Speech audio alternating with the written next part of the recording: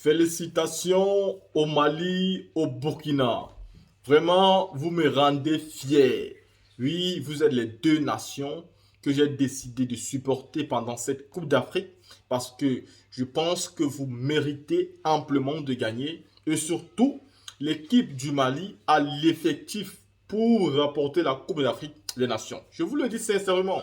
Je crois en vous et je crois que vous pouvez remporter cette CAN avec votre équipe. Parce que vous avez la foi et vous avez la détermination quand vous jouez. Aujourd'hui, l'Afrique du Sud a eu l'opportunité de marquer le but, mais elle n'a pas pu. Et derrière, vous avez marqué 2 buts et vous avez remporté votre match 2 buts à 0. Et tous ceux qui ont cru en vous, qui ont parié sur vous, ont gagné beaucoup d'argent. Et donc, merci au peuple du Mali.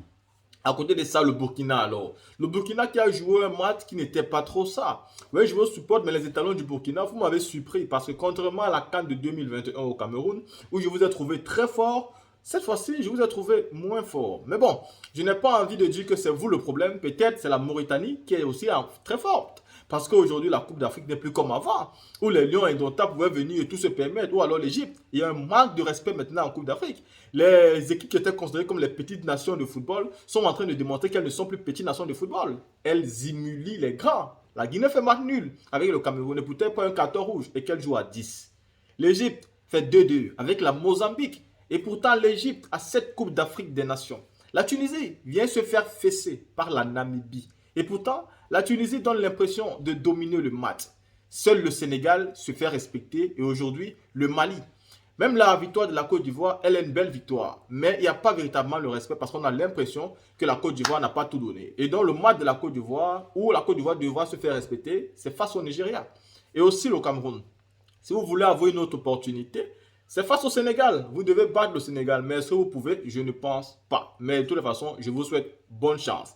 Parce que je n'ai pas envie de voir un deuxième tour sans vous voir là-bas. J'espère donc que vous allez passer au deuxième tour. Bravo au peuple sénégalais, au peuple burkinabé, bravo au peuple malien. Maintenant, revenons sur le problème des Maliens qui ont été empêchés d'entrer en Côte d'Ivoire pour supporter les aigles du Mali. Ibrahima Ouattara, le frère d'Alassane Draman Ouattara, aurait empêché les Maliens d'entrer en Côte d'Ivoire pour supporter leur équipe, tout simplement à cause du petit problème qu'il y a entre Assimi Goïta et Alassane Ouattara. Et donc, ces Maliens-là se sont plaints et c'est remonté jusqu'à Chris Yapi qui a fait une vidéo là-dessus aujourd'hui. Cheikh Oumar Keïta qui en a parlé après avoir félicité les aigles et les étalons du Burkina. Il en a parlé pour dire qu'ils ont été chassés, mais à Korogo, les Maliens ont gagné et nous devons féliciter cela. Ceci étant dit, la type, écoutez cette vidéo importante de Cheikh Oumar Keïta. Alors, ce que je disais tout à l'heure à Babara, à l'Opara,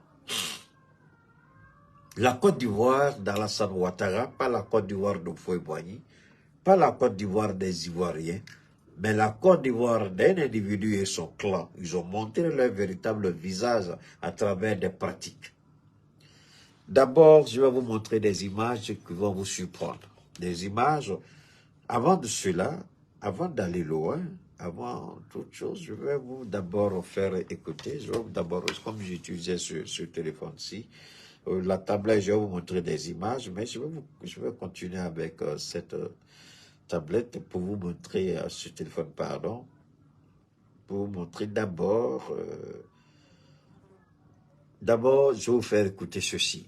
Malgré notre victoire, il est important d'écouter ce qui se passe. Coupe d'Afrique des Nations. Téné Birahima Ouattara dit la Fiole refoule les supporters maliens à la frontière. Les Maliens sont arrivés, les supporters maliens sont arrivés. Les supporters maliens sont à Korogo. Les supporters maliens sont arrivés. Les supporters maliens sont à Korogo désormais. Les supporters maliens sont là. Les supporters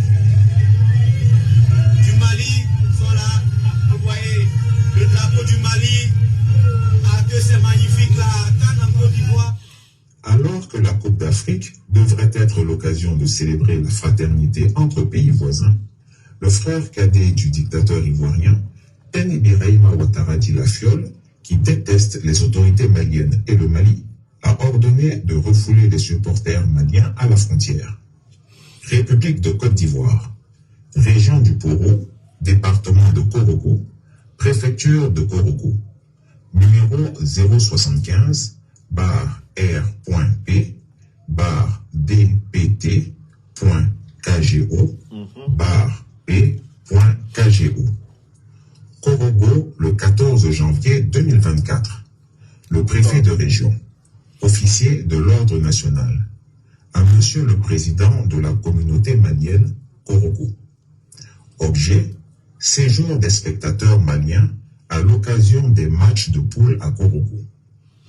Monsieur, il me revient de façon récurrente que dans le cadre de la Coupe d'Afrique... La question que moi je me pose, c'est vrai que le Mali a gagné. Le préfet ici, il n'a rien à voir dans l'organisation de la CAN. Je le répète, le préfet, il est trop petit ici. La CAN, quand par exemple, je donne un exemple, des pays postulent, différents pays peuvent dire nous voulons organiser par exemple la CAN. Il y a un comité statutaire au niveau de la Confédération africaine de football, c'est-à-dire la CAF. La CAF met en place une commission statutaire et c'est cette commission statutaire qui décide quel pays peut ou ne peut pas organiser la CAN en fonction des assurances que vous apportez en tant qu'État voulant organiser la CAN. Donc vous, sur le plan sécuritaire, on regarde, la commission statutaire regarde sur le plan sécuritaire, est-ce que vous avez les aptitudes sécuritaires pour organiser la CAN? Est-ce que vous avez les infrastructures sportives pour organiser la CAN? Est-ce que vous avez les infrastructures économiques, c'est-à-dire hébergement, hôtel, restaurant, tout ça et autres? Alors, quand la CAN observe tout ça, lorsque vous formulez la demande, la CAN vous donne des années de préparation. Quand la Côte d'Ivoire a été choisie, ce n'est pas avant-hier qu'on a demandé à la Côte d'Ivoire, ce n'est pas avant-hier qu'on a demandé à la Côte d'Ivoire d'organiser la CAN. Ça fait des années qu'on a demandé à la Côte d'Ivoire d'organiser la CAN. Donc, des dispositions sécuritaires sont prises en avance, en amont. Des dispositions, hébergement, tout ce que vous connaissez. Alors, comment un petit préfet mal poli, mal formé, mal éduqué, se permet de pondre un tel document pour dire que le site que le Mali a choisi d'héberger ou de localiser ses supporters, ce site-là manque de toilettes, c'est pas sécurisé, mais attendez, qui a décidé qui a choisi Korogo comme un lieu pouvant abriter des matchs de poule? Est-ce que c'est le Mali qui a décidé d'aller à Korogo? Non. Ce sont les autorités ivoiriennes qui ont fait cette proposition à la CAN. Et quand la CAN a regardé, la CAN a dit oui, Korogo peut abriter des matchs de poule. C'est ainsi que dans les tirages au sort, le Mali s'est retrouvé à Korogo, avec bien d'autres pays. Mais pourquoi ces pays-là ne connaissent pas les mêmes problèmes que le Mali? D'accord. Les supporters guinéens, on n'a jamais dit aux supporters guinéens, il n'y a pas d'infrastructure pour vous à Yamoussoukro. Quand les supporters guinéens sont arrivés à Yamoussoukro, ce qui s'est posé comme problème, c'est la question de la billetterie, c'est-à-dire la question des billets. Mais là encore, je vais toucher un mot pour répondre à Brigitte Bleu, la mère d'Apoutou. Et d'ailleurs, je vais profiter de dire à Apoutou, Apoutou, tu es malade. De toute façon, tu grossis, de toute façon, tu es gros là. Il faut aller faire un examen de santé. Tu es malade. Si tu ne crois pas, c'est ton problème. Tu es malade. Ton état là, ce n'est pas quelqu'un qui... En Afrique, on croit que quand on est comme ça, on a réussi. Non, pour toi, c'est maladie. Je ne vais pas me vanter, mais ce que je gagne par jour, tu ne peux jamais gagner ça. Wallahi billah, je le dis. Ce que je gagne par jour, si je décide, tu ne peux jamais gagner ça. C'est une maladie que tu as. Parce que tu es sorti, tu as tenu des propos. C'est pourquoi j'ai dit aux mamans, la bénédiction de Brigitte Bleu, là, par rapport à son fils, là. J'ai dit, rejetez ça. Dites que cela retourne à la bailleur. On ne veut pas que notre fils là soit comme celui-là. Parce qu'il a dit des choses que je vais décortiquer tout à l'heure. Ça vous surprendre. Sa maman croit que son fils est arrivé, mais il est le plus idiot de tous les idiots. Je n'insulte personne, c'est la réalité que je dis. Apoutou, il est le plus bête de tout ce que je peux imaginer. Par moments, je croyais qu'il était comédien, qu'il plaisantait, mais je me rends compte qu'il a un sérieux problème. Mais vous allez développer ça un autre jour. Donc, je reviens sur la question. La canne n'est pas quelque chose qu'on donne comme ça à la légère. On a vu, je crois, le cas du Cameroun ou je sais pas, d'un autre pays où la CAF a décidé de retirer l'organisation à ce pays-là. Parce que la CAF s'est rendu compte que l'évolution des travaux ne correspondait pas au calendrier qui avait été donné au pays organisateur.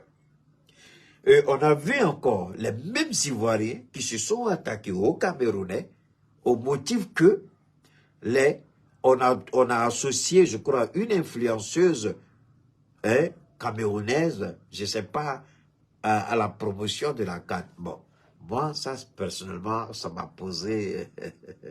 Merci beaucoup pour le Burkina Faso. Moi, non, le Burkina, on aurait Keïta. On va répondre, on va répondre, Keïta va rejoindre la proposition du Premier ministre. Il dit comme c'est AES, donc on va prendre une femme dans tous les pays. Hein? Donc on va aller, Keïta va aller prendre, puisqu'il est musulman et qu'il s'est permis, on va aller chercher femme au Burkina. Capitaine, donc il faut me préparer une femme, capitaine, j'arrive. Sinon le Burkina, merci beaucoup du côté du Burkina, juste pour rire. Alors, quand vous regardez ce qui se passe aujourd'hui, Téné Brahima qui décide de punir les supporters maliens. Pour la simple et bonne raison que Korogo, lui, je crois qu'il est le maire de Korogo, mais quelque chose comme ça à Korogo. Et Korogo, je crois aussi, c'est la ville d'origine de Gonkoulibaly. Et ce qui leur a fait mal, regardez bien le choix. Mais ça là, c'est Dieu qui a fait. Le Mali n'a jamais voulu aller à Korogo. Mais Korogo, c'est un symbole pour le pouvoir actuel en Côte d'Ivoire. Et le Mali joue son premier match à Korogo et gagne ce match à Korogo. Vous ne voyez, ça dit, les gens pensent que c'est seulement ballon. C'est football, c'est ballon, c'est ballon, c'est ballon. Mais dans chaque étape de la vie d'un être humain, il y a ma petite fille qui était venue tout à l'heure, l'homonyme de ma grande sœur. Elle aussi, elle est venue me dire que elle s'en va le jeudi, je crois, au Canada, pour suivre ses études. Donc, bénédiction, tous ces autres là.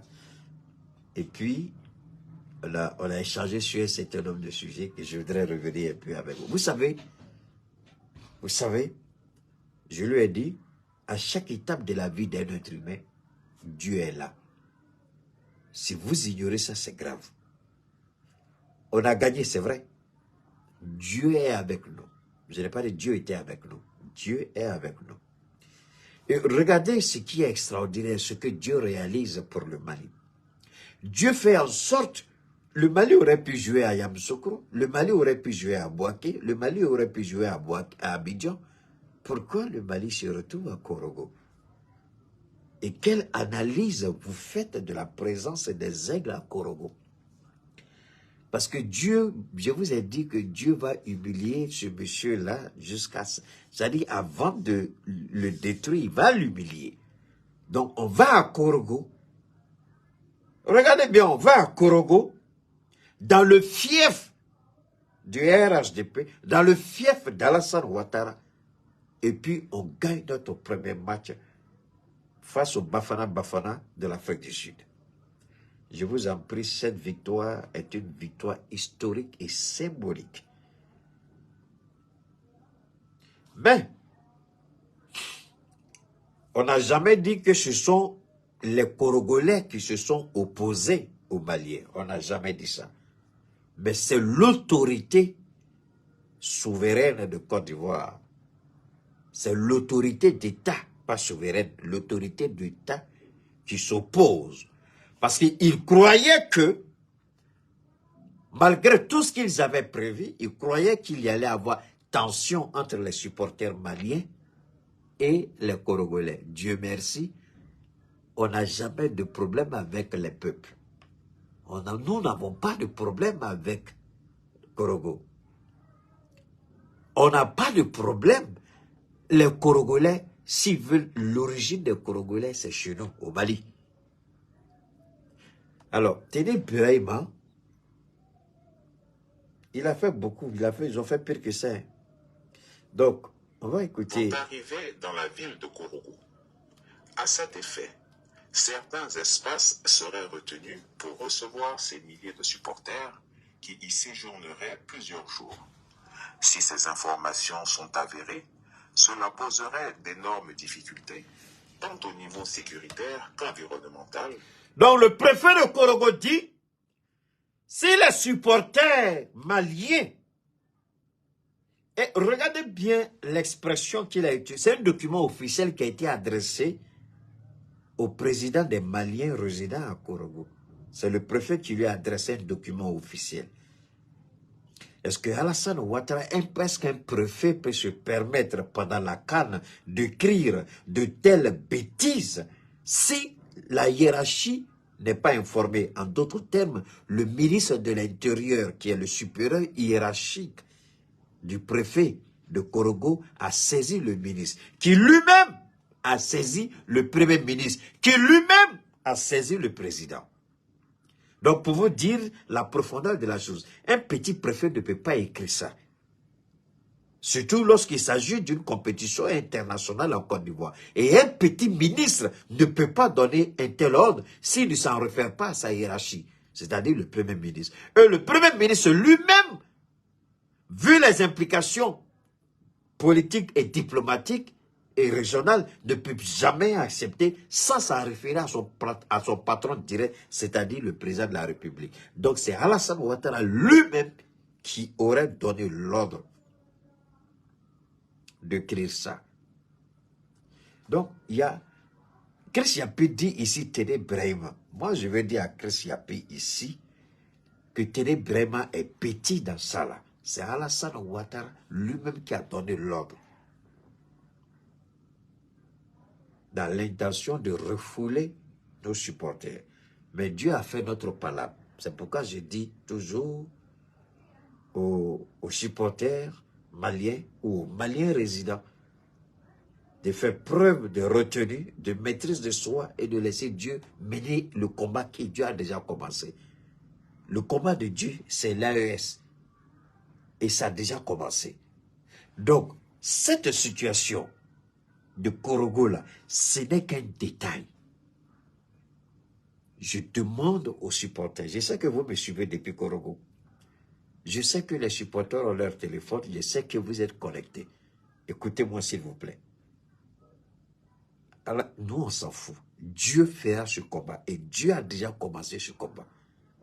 Donc, quelles que soient les provocations, je vous demande pardon, maîtrisez-vous. Ne donnez pas l'opportunité ni l'occasion à ces gens-là. Ils vont vous provoquer si vous êtes encore à Korogo. Les provocations vont venir. Je connais ce pays-là mieux que quiconque au Mali. Je connais la Côte d'Ivoire mieux que la sécurité d'État du Mali. Je répète, je connais la Côte d'Ivoire mieux que la sécurité d'État du Mali. Je connais la Côte d'Ivoire mieux que n'importe quel politicien malien. Je connais la Côte d'Ivoire mieux que quiconque peut se vanter d'avoir fait 1000 ans de vie. Moi, j'étais dans la politique en Côte d'Ivoire. J'ai hissé des gens au sommet de l'État en Côte d'Ivoire. J'ai fait la communication de certains politiques en Côte d'Ivoire. Je sais de quoi je parle. Et je sais comment les gens manigancent les provocations. C'est pourquoi je leur demande de ne pas répondre aux provocations. Je connais trop ce pays-là. La première tentative de provocation, c'était ça. Le Mali a répondu. Le ministre des Affaires, pardon, le ministre de la Jeunesse, il a dit, on est en train de tout mettre en œuvre. On a demandé, monsieur le ministre, vous n'avez pas compris. C'est pas une affaire de... C'est une provocation. Sinon, tout était dans l'ordre. Alors, moi, je veux savoir. Ici, ce n'est pas au ministre. Et là, l'erreur encore de notre ministre, c'est de... Il dit, on met tout en œuvre. Non, le ministre doit saisir la CAF. La Côte d'Ivoire l'organise, mais c'est la CAF qui a décidé que le Mali saisisse la CAF. C'est-à-dire que tous les pays qui sont en train de subir des situations difficiles dans cette situation-là, pendant les 1 mois, et moi je demande à tous les pays qui vont subir des injustices de la part de la Côte d'Ivoire de saisir automatiquement la CAF. C'est la CAF qui organise la CAN en collaboration avec la Côte d'Ivoire.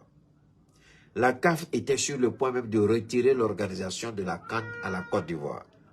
Il a fallu des pressions sur la CAF pour maintenir, pour accepter de laisser la Côte d'Ivoire avoir le délai. Parce qu'on n'était même pas certain que la Côte d'Ivoire allait respecter le délai. Quand la CAN a été, je crois la CAN a fait 2 ou 3 tours avant d'accepter. Le premier tour, la CAN avait décidé de retirer. Ils ont mis la pression pour que la CAN leur donne du temps. Le deuxième passage, la CAN a vu de l'amélioration. Et puis le troisième passage, la CAN a validé. Donc, s'il y a un problème, moi je demande... C'est pourquoi souvent, moi, ça m'étonne que devant ces genres de situations, nos autorités ne savent pas où s'adresser. Moi, un tel communiqué du ministre de la Jeunesse, mais attends, le ministre de la Jeunesse, il a des conseillers. Est-ce que les conseillers, là, en sport, là, ne peuvent pas dire au ministre de la Jeunesse, non, monsieur le ministre de la Jeunesse, saisissons directement la CAF. On ne peut pas faire ça. Où est Palap qui est dedans? Mais des conseillers multiples, vous les avez, vous les payez. Nous, là, votre 5 francs n'est pas dans le ventre de quelqu'un. En tout cas, moi, je ne sais pas si vous avez... Moi, là, votre 5 francs n'est pas dans mon ventre.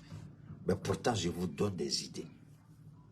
Vous avez des conseillers. Monsieur, quand on dit ministre de la Jeunesse, vous avez des conseils pour la jeunesse, des conseils pour le sport.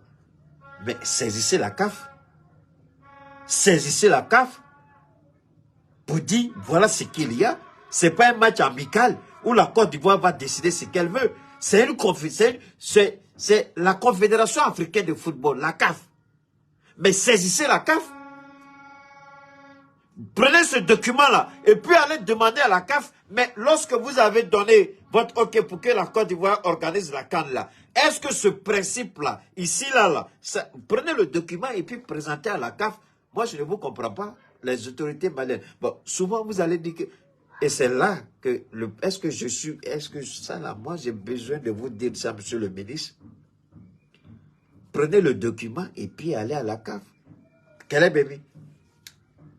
Bravo aux aigles qui ont gagné. Alors, vous voyez, ça c'est des pratiques qui ne sont pas bien. Maintenant, revenons sur la question des billets. J'ai vu le petit Apouchou qui est sorti, qui a gueulé woyo waya. J'aime mon président au vu de ce qu'il a réalisé. Bon, ben, ça c'est ton appréciation, merci beaucoup. On a pris bonne note. J'ai vu mon président, blablabla, il a parlé. Il dit, il n'est pas d'accord. Il a fait des billets là. À faire des billets là, attendez, hein, je vais voir, peut-être que ça va nous aider un peu. À faire des billets là, on comprend, hein. C'est pas ça? À faire des billets là, permettez-moi une seconde. Ah, où j'ai mis ça encore? À faire des billets là. Et Allah, à faire des billets, où est, ici, non. Où est à faire des billets là? Je voulais vous montrer juste les images, hein. À faire des billets. Bien, un ministre de Côte d'Ivoire, un ministre de la République, non, j'ai mis ça dans les deux, où est ça, où est Fondation, voilà, non, un ministre de la République, Fondation Choc Marqueta, ok, je rentre parce que souvent il faut que je me retrouve, un ministre de la République. Comment un ministre de la République est arrêté avec... Oh là là, est-ce que j'ai pas... pourtant, il semble que j'ai bien partagé ça. Il semble que j'avais envoyé, mais je ne retrouve plus. Oh là là là là là là là là. J'ai le programme là, mais... Mamadou Touré Mamadou, un ministre de Ouattara, arrêté, ils ont acheté tous les billets de la CAN. Les stades sont vides. C'est Dieu même qui a fait faveur au Mali. Le Mali, je crois que après l'ouverture, où il y a eu à peu près la moitié du stade qui était vide, je crois que c'est le Mali, c'est le match du Mali où il y a eu plus de monde. Et là encore, j'ai suivi ça en direct. Vous avez suivi. Et vous avez vu les autres matchs. Dites-moi, entre les tribunes, laissons les joueurs d'abord. Les tribunes, là, il y avait plus de monde dans les tribunes à Korogo. Bon, peut-être que comme c'est leur fief, ils avaient voulu peut-être faire entrer les gens pour mettre la pression sur les joueurs maliens. Je ne sais pas trop la stratégie. Mais le stade au Mali, le match du Mali, le stade était beaucoup plus plein que les autres matchs. Donc, nous attendons beaucoup de nos aigles. Et c'est malheureux. Bon, ben, maintenant, ils ont acheté les tickets. Ils ont gardé les tickets. Ils ont refusé, il faut le dire, ils ont refusé que certaines personnes aient les tickets. Et malheureusement, les Ivoiriens se plaignent. Les Ivoiriens ne sont pas d'accord. Et ils se disent que c'est pas normal que en Côte d'Ivoire, pour une CAN, que le stade soit à moitié vide. Je voudrais, pour les Ivoiriens qui connaissent cette dame, peu importe ce que vous allez dire de cette dame, peu importe les critiques que vous avez dit, vous savez que je suis très avare en compliments.